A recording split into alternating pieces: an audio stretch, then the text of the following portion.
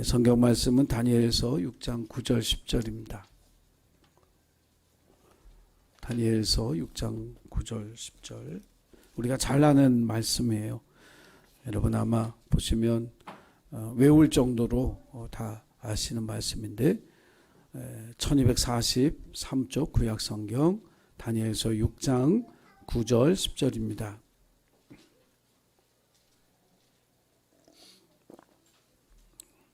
자, 9절 10절 말씀을 우리 같이 읽어보겠습니다. 자, 시작. 이에 다리오 왕이 조사의에 왕의 도장을 찍어 금령을 내니라. 다니엘이 조서에 왕의 도장이 찍힌 것을 알고도 자기 집에 돌아가서는 윗방에 올라가 예루살렘으로 향한 창문을 열고 전에 하던 대로 하루 3번씩 무릎을 꿇고 기도하며 그의 하나님께 감사하였더라. 아멘. 오늘 다니엘의 감사라는 제목으로 우리 함께 은혜를 나누겠습니다. 제가 오늘 은유리를 보자마자 은유리 악수하자 그랬더니 안 해 그러고 나갔습니다. 뭐가 뒷단에는 또 마음에 뭐가 삐져 있었던 거죠. 어린아이도 이렇게 마음이 삐지면 삐지는 게 드러나요. 어른도 마찬가지죠. 여러분들 항상 웃는 얼굴로 또 서로 만나면 이렇게 환영하고 축복하는 마음으로 악수하시고 또 인사하시고 그렇게 우리 교회 안에서 작은 천국을 이루어 살아가는 예신 가족들이 되기를 주님의 이름으로 부탁을 드립니다. 이제 감사라고 하는 게 늘 듣는 말씀이지만은 이렇게 좋은 일이 있어서 감사하는 건 뭐 못하는 사람이 없겠죠. 좋은 일이 있는데 감사하지 않는 사람이 오히려 이상하죠. 좋은 일이 있으면 감사하는 건 누구나 할 수 있는 일입니다. 근데 이제 좋지 않는 일이 있음에도 불구하고 감사한다. 이건 굉장히 좀 어려운 일이죠. 실제로 우리가 범사에 감사하라신 그 말씀을 알지만 우리에게 힘들고 어렵고 괴로운 일이 왔을 때 감사로 나아간다는 건 정말 그렇게 쉬운 일은 절대로 아닙니다. 그런데 이제 성경은 우리에게 범사에 감사하라신 이 말씀을 통해서 뭘 요구하시는 거냐 하면 너희의 감사가 상황에 매인 감사가 되지 말고 상황을 이기는 감사가 되라. 그러니까 상황에 매이지 말고 상황에 관계없이 그것이 좋은 일이건 나쁜 일이건 감사의 고백으로 하나님 앞에 나아갈 수 있는 그런 믿음의 소유자가 되라는 그런 권면인 줄로 믿습니다. 그래서 데살로니가 전서 5장 16절 18절까지 쭉 읽어보면 범사에 감사하는 것이 그리스도 예수 안에서 우리를 향하신 하나님의 뭐라 그랬어요? 뜻이니라. 하나님의 뜻이. 이게 분명하잖아요. 하나님의 뜻은 뭐냐면 상황에 매이지 않는 감사를 하자는 거예요. 근데 오늘 이제 본문의 말씀 제일 마지막에 보면 이 성경이 여기에 다니엘이 그의 하나님께 기도하였더라 그랬으면 그냥 그럴 수 있는 본문이잖아요. 그런데 거기다가 성경이 뭐라고 썼어요? 감사하였더라 그랬단 말이에요. 지금 상황이 어떤 상황인지 이제 아시죠? 말하자면 다니엘의 인생의 가장 큰 위기를 맞은 상황입니다. 바벨론의 신하들이 음모를 꾸며서 이 다니엘을 그 자리에서 끌어내리고 심지어는 이제 죽이기 위해서 왕 외에 다른 신에게 이 한 달 동안 기도하는 자가 있으면 사자굴에 던져 넣읍시다 하는 음모를 꾸며서 조서를 만들고 다리오 왕이 거기에 도장을 이제 찍은 거죠. 그러니까 왕이 도장을 찍었다는 말은 이건 바꿔지지 않는 것이다. 그대로 이제 행해지는 것만 남은 그런 왕의 언명이죠. 자, 이런 상황이 되다 보니까 이제 다니엘에게 있어서는 이제 기도를 했다가는 이 바벨론에 와서 그가 얻었던 모든 지위와 그 명예와 그 재산과 한 가정 이걸 다 잃어버릴 위기에 이제 처한 거죠. 다니엘의 인생의 가장 큰 위기라고 하는 거예요.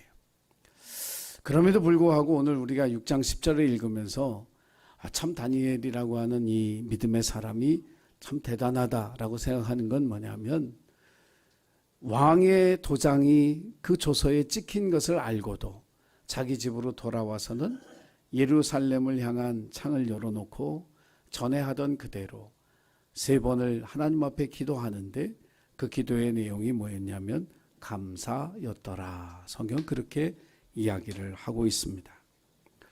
이 본문을 통해서 우리가 먼저 생각해야 될 것은 뭐냐면 성도의 기도는 어떤 상황이 와도 멈춰져서는 안 된다.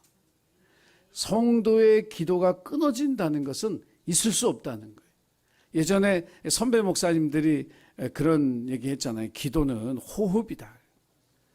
숨 쉬지 않으면 죽는 것처럼 기도하지 않으면 그리스도인의 영성이 죽고 영이 죽는 거다. 사람이 호흡하지 못하면 죽는 것처럼 기도하지 않는 영혼은 죽은 영혼이다.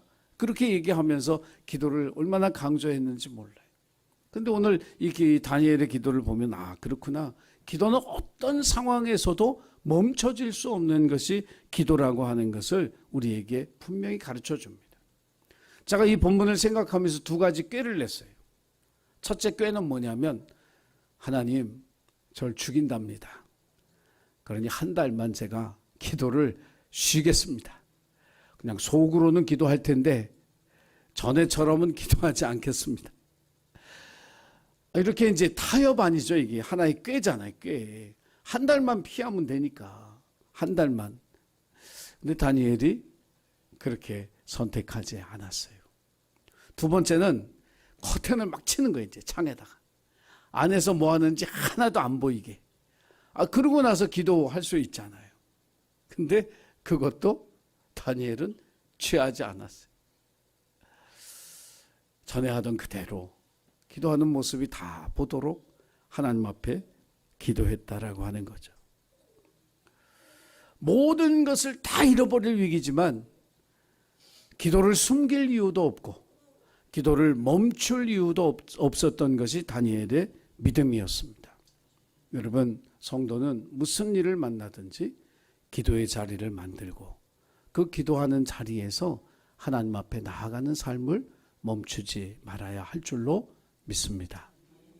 자, 이렇게 기도했던 다니엘이 뭘 기도했을까 생각을 해보니까 고난이 주는 유익함을 그가 하나님 앞에 감사하지 않았을까 하는 그런 생각이 들었어요. 고난이 은혜의 기회가 되는 줄 믿으시기 바랍니다. 고난을 통해서 나를 살피고 하나님의 새 은혜를 발견하는 그런 기쁨이 우리 가운데도 있기를 주의 이름으로 간절히 축원합니다. 시편 기자가 고난당하지 않았으면 내가 주의 율례를 배우지 못했을 거라고. 고난당함이 내게 유익이라. 주의 율례와 법도를 배우게 되고 깨닫게 된 것이 내게 유익합니다. 그렇게 고백하는 것처럼 고난이 하나님 주신 새 은혜를 발견할 수 있는 기회이기 때문에 저와 여러분도 어려움 속에서도 하나님 이 어려움을 통해서 새 은혜 주실 줄을 믿고 감사합니다. 이렇게 기도하는 우리 예신 가족들이 되기를 주의 이름으로 축복합니다. 사람이라는 존재가요, 잘 나갈 때는 자기를 별로 돌아보지 않아요. 점점 교만해집니다. 교만이라고 하는 것은 하나님에게서 멀어져가는 지름길이에요. 근데 이 다니엘이라고 하는 사람의 삶의 여정을 보면 대단한 사람이에요. 왕조가 3번 바뀌었는데 다 총리야. 바벨론에서도 또 이 다리오 왕의 시대에도 여전히 총리예요. 그게 쉽지 않잖아요. 정권이 바뀌면 총리도 바뀌는 거지. 그런데 누가 황제가 되든지 그냥 이 세 나라가 바뀌는 그 메대와 바사, 바벨론, 메대, 바사 이 나라가 이렇게 제국이 바뀌는데도 다니엘은 항상 총리예요. 그러니 얼마나 이 다니엘의 지혜와 그의 책임감과 능력을 황제들이 높이 샀는지를 우리가 알 수 있거든요. 그러면 사람이 이 정도쯤 인정받으면 교만해질 수도 있어요. 내가 어떤 사람인데 이렇게 할 수 있거든요. 그런데 다니엘은 하나님을 의지하는 믿음에서 한 발자국도 떠나지 않았어요.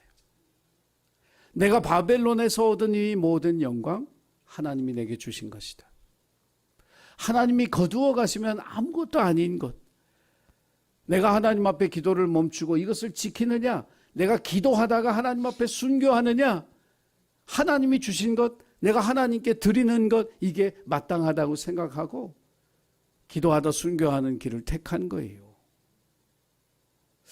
여러분, 우리도 우리에게 있는 모든 것이 하나님께서 우리에게 주신 은혜요, 하나님의 것임을 믿음으로 항상 고백하며 살아가시기를 주의 이름으로 부탁을 드립니다. 은혜는 겸손한 사람이 받고요, 하나님은 겸손한 사람과 동행하시기 때문에 그래요. 그래서 여러분, 고난과 역경 속에서도 하나님, 이 고난과 역경을 통해서 나를 낮추시고 겸손하게 하시고 새 은혜 주실 줄을 내가 믿습니다. 그래서 그 은혜를 감사합니다. 이렇게 고백하면서 고난을 감사할 수 있는 저와 여러분이 되기를 주의 이름으로 부탁을 드립니다. 두 번째로 다니엘의 감사는 그거예요. 하나님이 구원하실 것을 믿고 감사합니다. 여러분, 믿음의 사람들은 하나님께서 우리의 기도를 들으시고 우리를 구원하시는 능력의 주님이라고 하는 사실을 믿음으로 항상 기억하고 살아가야 할 줄로 믿습니다. 다니엘은 하나님이 구원하실 줄 믿는 믿음의 확신이 있었기 때문에 이 고난 속에서 하나님의 구원을 체험할 것을 기대하며 하나님 앞에 감사하는 그런 기도를 올려드린 줄 믿습니다. 저와 여러분이 믿음 안에 신실하게 살아갈 때 하나님 우리를 지켜보고 계신 줄로 믿습니다. 그리고 그 고난 속에서 우리를 건져 하나님의 구원을 체험할 수 있도록 역사하여 주시는 하나님이신 줄 믿습니다. 우리의 삶에 고난이 찾아왔을 때 그것이 이제 내가 모든 것을 다 잃어버렸구나 하는 그런 재난이 아니라 하나님을 향한 믿음을 확인하고 하나님의 구원을 확신하는 계기가 될 것을 믿는 그런 믿음의 확신 안에 거하면 하나님의 구원을 우리도 체험하고 살아계신 하나님을 세상에 전하는 그런 귀한 삶을 살게 될 줄로 믿습니다. 누가복음 18장 7절 8절에 그런 말씀이 있어요. 세번역으로 제가 읽어드리겠습니다. 하나님께서 자기에게 밤낮으로 부르짖는 택하신 백성의 권리를 찾아주시지 않으시고 모른 채 하고 오래 그들을 내버려 두시겠느냐. 내가 너희에게 말한다. 하나님께서는 얼른 그들의 권리를 찾아주실 것이다. 하나님께 기도하는 자의 음성을 듣고 하나님이 속히 행하신다라고 하는 약속의 말씀이에요. 저와 여러분은 하나님의 자녀인 줄로 믿습니다. 그리고 자녀된 우리를 하나님은 우리의 기도를 들으시고 우리를 구원하시는 아버지가 되신다라고 하는 사실을 기억하고 어떤 재난과 역경 속에서도 우리를 구원하실 하나님께 먼저 감사할 수 있는 다니엘과 같은 감사의 삶을 살아가는 저와 여러분이 되기를 주님의 이름으로 간절히 축원합니다. 기도드리겠습니다. 사랑의 주님, 사랑하는 우리 예신 가족들, 어떤 상황 속에서도 기도의 끈을 놓지 않도록 하나님 그들의 심령을 붙들어 주시옵소서. 고난 속에 새 은혜를 체험하게 하시고 고난 속에 주의 구원을 체험하여 살아계신 하나님을 세상에 증거하는 믿음의 복된 기회로 삼을 줄 아는, 그래서 감사하는 우리 모두가 되도록 도와주옵소서. 감사드리며 예수님의 이름으로 기도하옵나이다. 아멘.